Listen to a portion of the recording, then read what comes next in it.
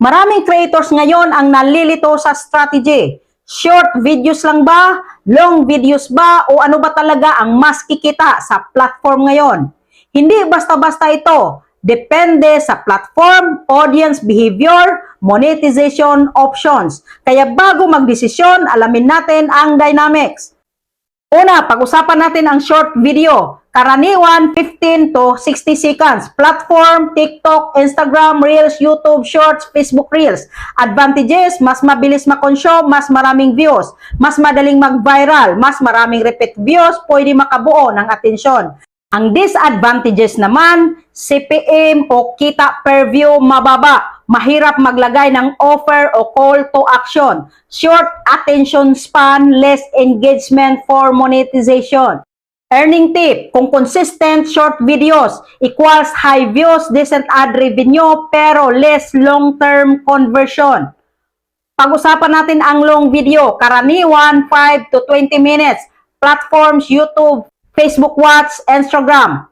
Advantages, mas mataas ang CPM, bawat view mas malaki ang kita, mas maraming ads pwede ilagay, higher earning potential, mas strategic, pwede mag-build ng brand, trust at offer. Disadvantages ng long video, mas mahirap mag-viral agad, kailangan ng strong hook para panatilihin ang audience, mas malaking effort sa editing at production. Ito naman yung earning tip.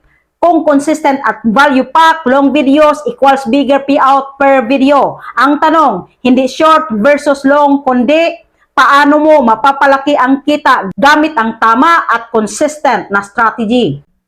This is the modern formula successful creators.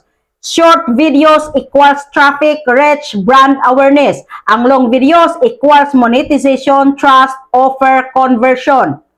So dapat balance. Post short videos para mas maraming tao ang makakita. Post long videos para mas kumita sa bawat viewer.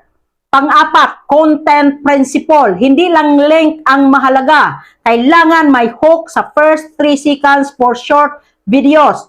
Sa long video naman, dapat value. Kahit short, dapat may takeaway. Conversion, kahit long, dapat may call to action. Pang-lima, trend insight. Platforms like Meta and TikTok ngayon, prioritize engagement and watch time. CPM mataas sa longer content na pinapanood hanggang dulo. Viral short videos, attention pero earnings is moderate. Long videos na may audience retentions, stable and higher earnings. Kaya kung gusto mong maximum earnings ngayon, combine both short plus long content. Short equals reach, long equals revenue. Always focus sa value, engagement, at retention. Tandaan mo, views are vanity, earnings are sanity. Hindi lang link ang sukatan, ang strategy, consistency, at conversion ang tunay na pera. Natulungan ba kita? Paki-comment mo and like, follow, and share na rin for more tips. And see you in the comment section.